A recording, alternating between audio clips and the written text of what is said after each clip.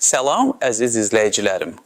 Bugün sizinlə son dərəcə vacib, hətta deyərdim ki, hər birinizə birbaşa təsir edəcək bir xəbəri bölüşmək üçün buradayam. Əgər siz təqaüdçüsünüzsə, yaxud ailənizdə təqaüdçülər varsa, bu məlumat sizin üçün həyati əhəmiyyət kəsb edir. Bilirəm ki, kommunal ödənişlər, aylıq borclar bir çox ailələr üçün, xüsusən də təqaüdçülər üçün böyük bir yükdür. Hər ay sayğac göstəricilərinə baxanda, gələn qəbzləri görəndə boğazda bir düyün əmələ gəlir, deyilmi? Mən bu hissi çox yaxşı başa düşürəm və bugün sizə bir rahatlama xəbəri gətirmişəm. Dərhal mətləbə keçirəm. Təqaüdçülər aprel ayında müəyyən ödənişlərdən tamamilə azad ediliblər. Bəli, bugün bu qərar qəbul edilib və bu sizin cibinizə birbaşa müsbət təsir göstərəcək. Bu məlumat kritikdir. Ona görə də videonun sonuna qədər diqqətlə izləyin. Hər bir qetalı mən sizin üçün açıqlayacağam. İndi isə dərhal kanala abunə olun və bu videonu bəyənməyi unutmayın ki, bu vacib məlumat daha çox insana çatsın. İndi isə keçək əsas məsələyə, problemin kökünə. Əvvəllər necə idi və indi nə dəyişdi? Ölkəmizdə uzun illərdir ki, təqaüdçülər, digər vətəndaşlar kimi evlərində istifadə etdikləri kommunal xidmətlərin, yəni elektrik enerjisinin, təbii qazın, suyun, həmçinin yaşadıkları binaların təmizlik və xidmət haqlarının hamısını müəyyən edilmiş tariflər əsasında ödeyirdilər. Bu ödənişlər təqaüdçülərin aylıq gəlirlərinin, yəni təqaüdlərinin əhəmiyyətli bir hissəsini təşkil edirdi. Təsəvvür edin, kiminsə təqaüdü məsələn 300 manatdırsa, bunun 50-70 manatını, bəzən daha çoxunu yalnız kommunal xərclərə sərf etmək məcburiyyətində qalırdı. Bu isə o demək idi ki, təqaüdçülər əsas ehtiyaclarını ödəmək üçün daha az pula sahib olurdular. Qida, dərman, geyim kimi digər vacib xərclər qarşısında kommunal ödənişlər ciddi bir yükə çevrilirdi. Bir çox hallarda təqaüdçülər, xüsusən də tək yaşayan və ya aşağı gəlirli təqaüdçülər bu ödənişləri vaxtında ödəməkdə çətinlik çəkir, borclar yığılır, bu da onların psixoloji vəziyyətinə mənfi təsir göstərirdi. Kommunal xidmət təminatçıları tərəfindən borclara görə xəbərdarlıqların gəlməsi, işığın kəsilməsi təhlükəsi, qazın dayandırılması ehtimalı insanlarda daimi stres yaradırdı. Yaşlı insanların bu cür çətinliklərlə üzləşməsi təbii ki, cəmiyyətdə də müəyyən narazılıqlara səbəb olurdu. Lakin indi vəziyyət əhəmiyyətli dərəcədə dəyişir. Hökumət tərəfindən qəbul edilmiş yeni qərar sosial siyasət sahəsində atılmış mühüm addımlardan biridir və birbaşa təqaüdçülərin rifahının yaxşılaşdırılmasına yönəlib. Bu qərarın əsas mahiyyəti ondan ibarətdir ki, aprel ayı üçün müəyyən kommunal ödənişlər üzrə təqaüdçülərə tam azadlıq verilir. Yəni, təqaüdçülər aprel ayında istifadə etdikləri bəzi xidmətlər üçün heç bir ödəniş etməyəcəklər. Bu, müvəqqəti, yəni bir aylıq bir güzəşt olsa da, təqaüdçülərin büdcəsində hiss olunacaq dərəcədə rahatlama yaradacaq. Bu qərarın verilməsində ölkədəki inflyasiya prosesləri, enerji resurslarının qiymətindəki artım, həmçinin təqaüdçülərin sosial müdafiəsinin gücləndirilməsi zərurəti əsas rol oynamışdır. Hökumət yaşlı vətəndaşların çətinliklərini nəzərə alaraq, onlara dəstək vermək məqsədi ilə bu addımı atmağı qərara almışdır. Bu, yalnız maliyyə dəstəyi deyil, həm də yaşlı nəslə göstərilən diqqət və qayğının bir ifadəsidir. Bu qərar, eyni zamanda digər sosial təbəqələrə gələcəkdə verilə biləcək oxşar dəstəklər üçün bir təməl də yarada bilər. İndi isə keçək əsas hissəyə. Nəyi bilmək lazımdır? Kim narahat olmalı, kim isə narahat olmamalıdır? Bu qərarın detallarına çox dərindən inək. Əvvəla, hansı ödənişlərdən söhbət gedir? Qərar əsasən elektrik enerjisi, təbii qaz və su təchizatı xidmətləri üzrə aprel ayının istehlakı üçün nəzərdə tutulmuş ödənişlərə şamil olunur. Bura həmçinin yaşayış binalarının ümumi istifadə yerlərinin təmizlənməsi və tullantıların daşınması xidmətləri də daxil ola bilər. Lakin bu barədə dəqiqləşdirmələri yerli icra hakimiyyəti orqanlarından və ya mənzil kommunal təsərrüfatı idarələrindən əldə etmək vacibdir. Məsələn, siz aprel ayında nə qədər elektrik enerjisi sərf etmisinizsə, həmin sərfiyyatın dəyəri üçün sizə gələn qəbz ləğv edilir. Eyni şey təbii qaz və su üçün də keçərlidir. Bu, təqaüdçülərin aylıq büdcəsində əhəmiyyətli bir məbləğ deməkdir. Təsəvvür edin, biz təqaüdçünün orta hesabla aylıq kommunal xərci 60-80 manat civarındadırsa, aprel ayında bu məbləğ onun cibində qalacaq. Bu pulla o dərman ala bilər, ərzaq ehtiyaclarını qarşılaya bilər, nəvələrinə hədiyyə ala bilər. Bu sadəcə bir ödənişin ləğvi deyil, həm də həyat keyfiyyətinin müəyyən mənada yaxşılaşmasıdır. Kimlər bu güzəştdən yararlana bilər? Bütün təqaüdçülər, yəni qanunvericiliklə müəyyən edilmiş qaydada yaşa görə, əlilliyə görə və ya ailə başçısını itirməyə görə təqaüd alan bütün şəxslər bu azadlıqdan faydalanmaq hüququna malikdirlər. Bu qərar sosial statusundan və ya təqaüdün növündən asılı olmayaraq bütün təqaüdçilərə şamil olunur. Yəni, əgər siz təqaüd pensiyası alırsınızsa, deməli bu güzəşt sizin üçündür. Yaşayış yerinizin, ailə tərkibinizin, hətta digər gəlirlərinizin, məsələn, əgər təqaüdçü eyni zamanda haradasa kiçik bir işdə çalışırsa, bu qərarın tətbiqinə təsir etməməsi gözlənilir. Lakin bu barədə dəqiqləşdirmələri mütləq şəkildə edəcəyəm və sizə məlumat verəcəyəm. İndi gəlin konkret nümunələrə nəzər salaq. Nümunə 1. Ayşə nənə. O, Bakı şəhərində tək yaşayan 72 yaşlı təqaüdçüdür. Həyat yoldaşı dünyasını dəyişib, övladları da xarici ölkədə yaşayır. Ayşə nənə hər ay 360 manat təqaüd alır. Onun aylıq xərcləri belədir. Elektrik enerjisi 25 manat, təbii qaz 35 manat, aprel ayında qaz sərfiyyatı bir qədər aşağı düşür, lakin yenə də isitmə üçün istifadə olunur. Su 8 manat, tullantıların daşınması və bina xidməti 12 manat. Cəmi 80 manat. Ayşə nənənin 360 manatlıq təqaüdünün demək olar ki 22% kommunal xərclərə gedirdi. Bu qərar sayəsində Ayşə nənə aprel ayında bu 80 manatı ödəməyəcək. Bu pulla o nə edə bilər? Məsələn, təzyiq dərmanlarını ala bilər, bazardan təzə meyvə tərəvəz ala bilər və ya nəvələri gələndə onlara kiçik bir hədiyyə ala bilər. Bu, Ayşə nənənin aylıq büdcəsində əhəmiyyətli bir rahatlama deməkdir. Nümunə 2. Rəhman baba və Zümrüd nənə. Onlar Xırdalan şəhərində 2 otaqlı mənzildə birgə yaşayırlar. Hər ikisi təqaüdçüdür. Rəhman baba 420 manat, Zümrüd nənə isə 380 manat təqaüd alır. Onların ailəsinin ümumi aylıq gəliri 800 manatdır. Onların orta aylıq kommunal xərcləri isə belədir. Elektrik enerjisi 35 manat, təbii qaz 45 manat, su 15 manat, tullantıların daşınması və bina xidməti 18 manat. Cəmi 113 manat. Bu qərar sayəsində Rəhman baba və Zümrüd nənənin ailəsi aprel ayında 113 manat ödənişdən azad olunur. Bu vəsait onlara məsələn uzun müddət almaq istədikləri, lakin pulu çatmayan kiçik bir meişət əşyasını almağa, yaxud uşaqlarının toyuna yığılan pula əlavə etməyə imkan verə bilər. Bu, 2 təqaüdçüdən ibarət bir ailə üçün əhəmiyyətli bir qənaətdir. Nümunə 3. Vüqar müəlli. O, 65 yaşlı, 2-ci qrup əlil təqaüdçüdür. Evdə oğlu və gəlini ilə yaşayır. Oğlu və gəlini işləyir. Vüqar müəllim 450 manat təqaüd alır. Onun adına olan mənzilin kommunal xərcləri isə belədir. Elektrik enerjisi 50 manat. Ailə üzvləri çox olduğu üçün sərfiyyat daha çoxdur.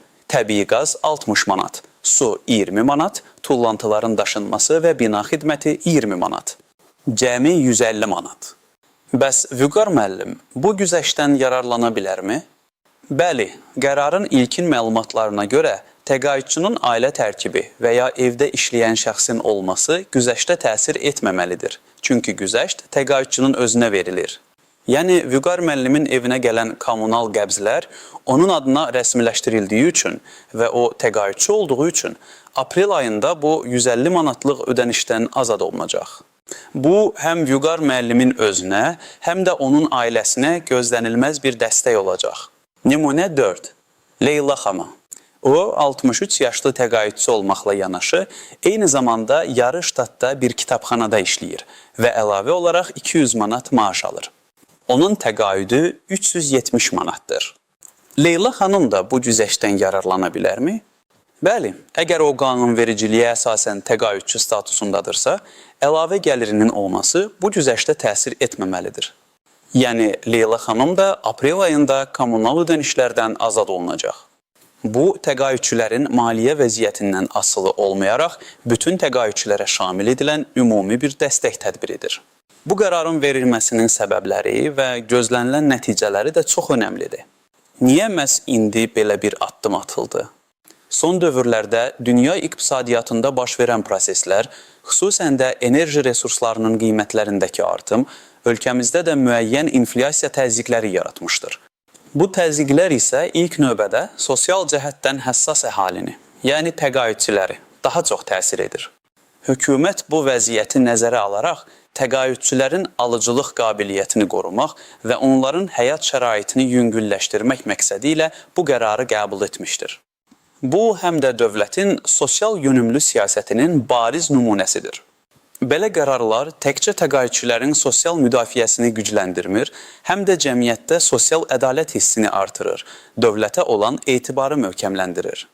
Bu qərarın effekti təkcə təqaüdçülərin cibində qalan pulla ölçülmür, həm də onların psixoloji rahatlığına, yaşamaq eşqinə müsbət təsir edir.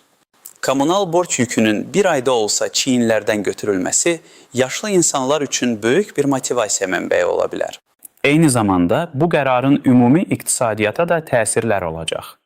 Təqaüdçülərin əlavə vəsait onların gündəlik istehlakını artıracaq. Bu da ticarət dövriyyəsinə müsbət təsir göstərəcək. Yəni, hökumət bu addımı atarkən təkcə sosial problemi həll etmir. Həm də kiçik miqyasda olsa da iqtisadi stimullaşdırma mexanizmini işə salmış olur. İndi isə gəlin keçək vacib ikinci hissəyə. Qaydaların istisnaları, gizli tələlər və qeyri-aşkar nüanslar. Hər bir qərarın öz incəlikləri olur və bu, xüsusilə yaşlı insanların bilməsi vacib olan detallardır. Birinci və ən vacib nüans bu güzəşt yalnız aprel ayı üçün nəzərdə tutulub. Yəni, söhbət aprel ayında istehlak olunmuş xidmətlərin ödənişindən gedir.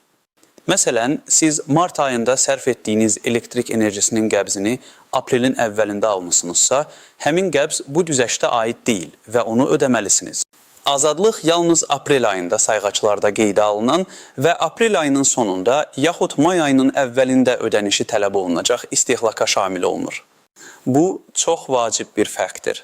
Çox vaxt insanlar bunu səhv salır və köhnə borclarının da silindiyini düşünə bilər.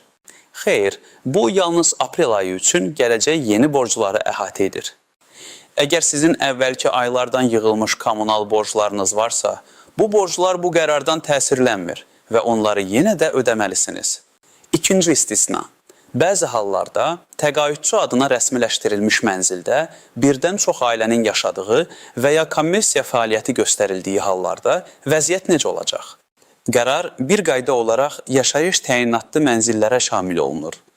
Əgər təqaüdçünün adına olan mənzilində qeyri-yaşayış sahəsi kimi istifadə olunan hissə varsa və ya orada kommersiya fəaliyyəti aparılırsa, həmin hissəyə düşən kommunal xərclər bu güzəştdən kənarda qala bilər.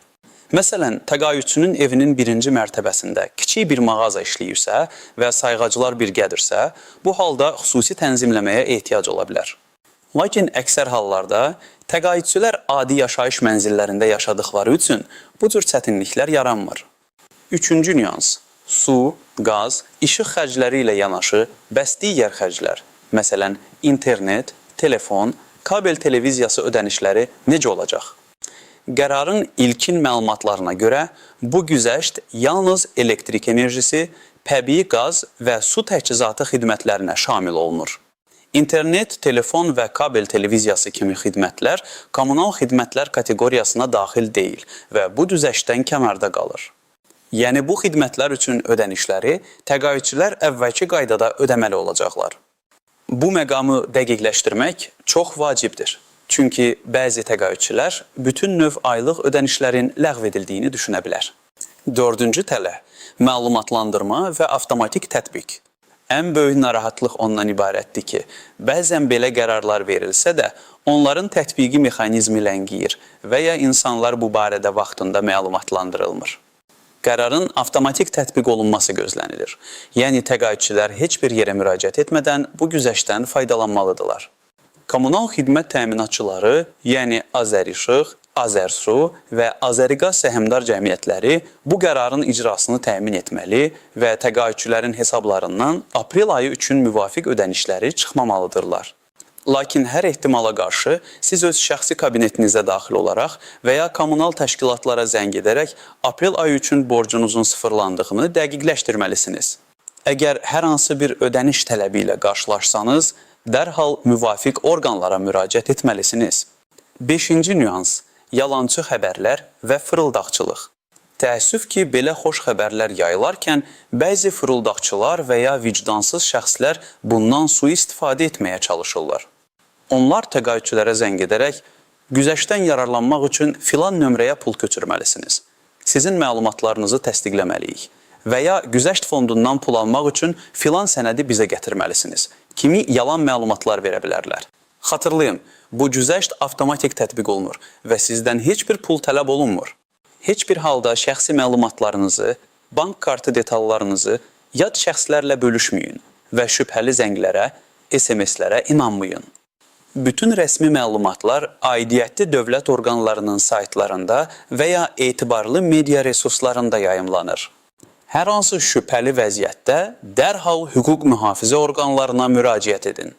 Bu qərarın regional fərqləri də ola bilərmi?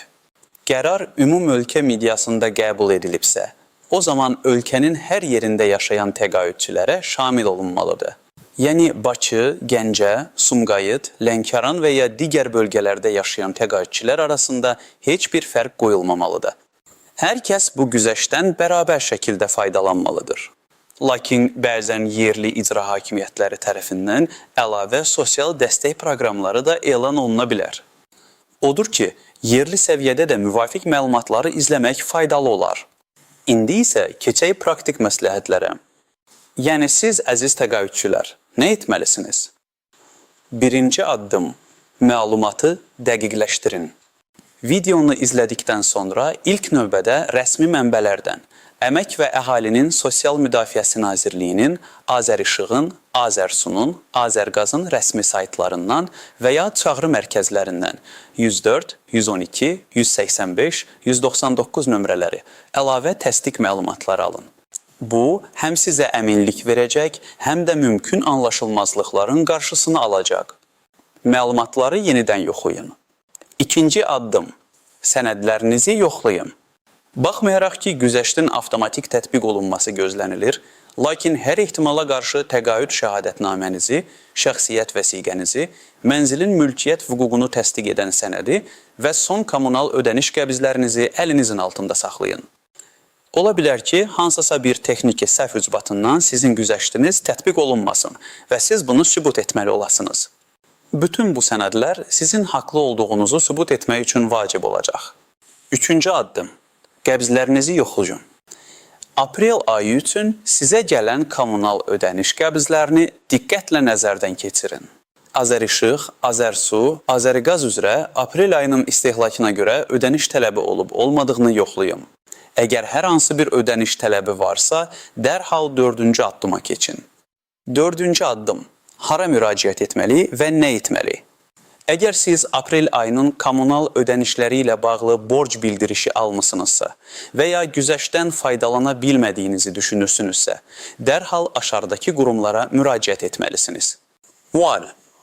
Aidiyyəti kommunal xidmət təminatçısının yerli xidmət mərkəzi, Azərişıq, Azərsu və ya Azərqazın sizin yaşadığınız ərazidəki filialına gedərək vəziyyəti izah edin. Onlardan yazılı izahat tələb edir. 2. Asan xidmət mərkəzləri. Asan xidmət mərkəzləri müxtəlif dövlət xidmətlərini bir yerdə cəmləşdirdiyi üçün oradakı əməkdaşlar sizə düzgün istiqamət verə bilər və hətta müraciətinizin qəbul olunmasına kömək edə bilərlər.